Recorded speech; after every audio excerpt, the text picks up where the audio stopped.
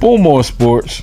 What's going on? It's your boy Eric Bull Salvery here on Bullmore Sports. We're gonna have a nice, fun conversation tonight. Concussion. First, we're gonna talk about these Heisman candidates, man.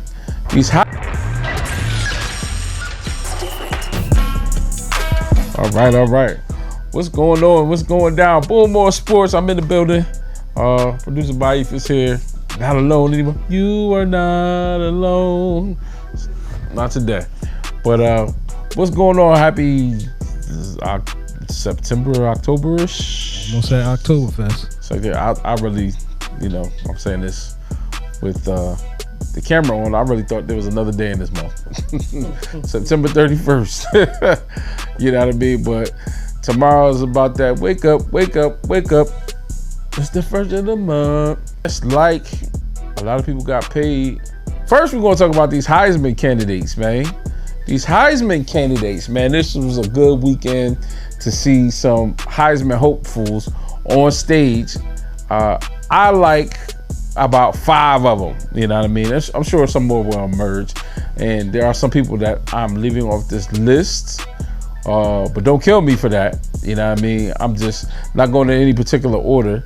Actually, I'm going to do 6, all right? Because I just added one in my head, you know what I mean? Addition, you know what I mean? I don't think I can leave this person off the list. So I'm like, nah, let me go down. So somebody got bumped down. Kyle Monangai, Rutgers. This dude is special. I mean, this dude is really special. I would say that watching him play, even when the box is stacked against him, that's not a pause, is it? If the box is stacked against you, we want the box to be stacked against you. We want the box stacked, thoroughly stacked. You know what I mean? But even when the box is heavy, you know what I mean? He seems to find a way to get through the hole. Shout out to Cameron Mace. I'm sure that will go well with them. But nah, this dude is really having a really good season. Last year, he led the Big Ten, and I think he was one of the nation's top leaders in rushing. But he has really just mastered the game of running back. I mean, this kid is really making Rutgers look good. There are times when there's nowhere to go, and he just squeaks out, and then next thing you know, he's up the field for a 40, 50-yard run. If he had a little bit more wheels, you know what I mean, he probably would have a few more touchdowns, but that's all right. We'll take what we can get, because ball control, that is a pause, is what Rutgers wants to do and how they want to play to get through this season. So shout out to Kyle Monangai, because I think you are in that top 10 of Heisman candidates. Ashton Jeanty. Ashton Jeanty is like a bigger, badder Kyle Monangai, because this dude is rushing for 200-300 yards a game, multiple touchdowns. I don't think anybody wants to tackle him. I'm just curious about what his eligibility is. Is he a freshman, sophomore, junior, or senior? Somebody in the comments tell me, because he is going to be the first running back taken right now. This dude is special. I mean, special. I think he is pretty much all of Boise State's offense really relies on his shoulders. I hope they don't. I hope he doesn't get hurt, and I hope they don't run him into the ground, because the way he's running, his style, and you got to think about it. Boise State. A lot of people are keying on him when it comes to being the top running back, and yet he's still putting up all those yards. Now, albeit it's in the Mountain West, or the half and half, Mountain West Pac-12ish thing that they got going on. But you know what I mean, this dude is a problem, and it's just something to be seen. The young bull out of Ohio State is Jeremiah Smith. Now, this dude is like Randy Moss and T.O. had a baby. I'm just saying, because it's like he is just a problem. He's just a freshman, like fresh out of high school, not even a redshirt freshman. And I just saw some amazing catches the other day. And by the time, see, the thing is that they haven't made it to the tougher part of their schedule yet.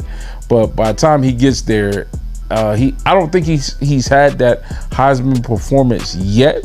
But when he gets there, it's going to be amazing, because it's going to be something to see when he starts going up against tougher competition, tougher corners, people really trying to take him out, double teams and things of that nature. But the young dude is balling, and he has to be on your Heisman list. Shout out to the Buckeyes for securing that one. Yeah. We're going to moving on up to the east side, well, to the south side, actually. We're going to go down south with Jalen Milroe. Now, last year was that year with Jalen, and he just had to overcome a lot of things, but he still got Alabama to the playoffs. He still did his thing. But it looks like the new head coach is really, really working his magic with him. And the way they smacked Georgia, at least in the first half this week, he really put on.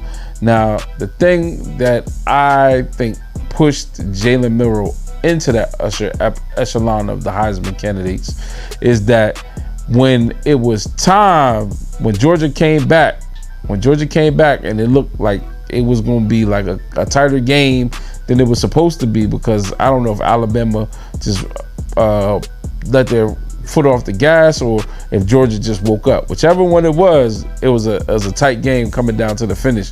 And then the way he finished that game, the way he put it away, I mean, I think that he solidified himself in that top 5, top 3, if not for other polls, as it comes to Heisman candidacy.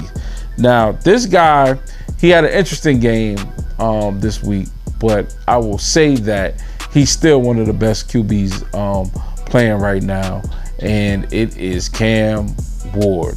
Cam Ward has been a problem all season. He plays the quarterback position with such ease. He's just a smooth guy. He reminds me a lot of Jalen for the Washington Commanders, where he's been in school so long that he's essentially just mastered the position, and he just plays it just very, very smoothly. He knows where he wants to go with the football, and it's just something to see. Now, Virginia Tech gave him a hell of a game. I'll be honest with you, I turned away from the game after the first 2 or 3 touchdowns. I thought it was just going to be a blowout, but as it appears to be, Virginia Tech came back kind of like they did against Rutgers a week ago, and didn't give up fighting. They eventually lost off of maybe a bad call with the Hail Mary, but I would just say that Cam Ward is really, really doing his thing. At the top of my board, a lot of people are going to be like, well, why isn't such and such at the top of your board? Well, Shedeur, he's had 2 or 3 good games, and he's definitely playing the quarterback position at a high level. But when I look at Travis Hunter, this man is playing outside of his mind. I mean, it's crazy. Like, next week they got a big game against K-State, but you got 2 weeks. We saw what happened last year when Travis Hunter really had some time to really break down, study, and figure out what they needed to do. I remember that game against UCLA where he had a 2-week break to really just come back out and show his ass after having a bad showing against Stanford, and he really just looked great. But Travis Hunter is like a Super Saiyan. It just seems like, there's another level for him to get to, and he didn't score. He only had 80-something yards this week instead of like 100. But I think that next week against Kansas State, the defense isn't as good as they thought. And even though they play like a 3-3-5 or 3-5-3 or something like that, but Kansas State, I think it's going to be a shootout. And I think Travis Hunter, if he hasn't already shown you, that interception was insane, and it was ridiculous. And it's not much to say about him, but he's the top of my board as it comes to Heisman candidacy. But it's kind of crazy because I think because he does so much on both sides of the football, he kind of knocks Shedeur out a little bit and takes that shine away from him. But it's all good. Yeah, Shedeur will still have some time to get ranked on the Heisman board. And I'm not saying that he's not already on there. I'm just saying this is my top 5 or 6 that at least for this week 5-ish, 4 for some, 5 for some. And I think that this is just it just seems to be shaping up to be a really interesting season. All right.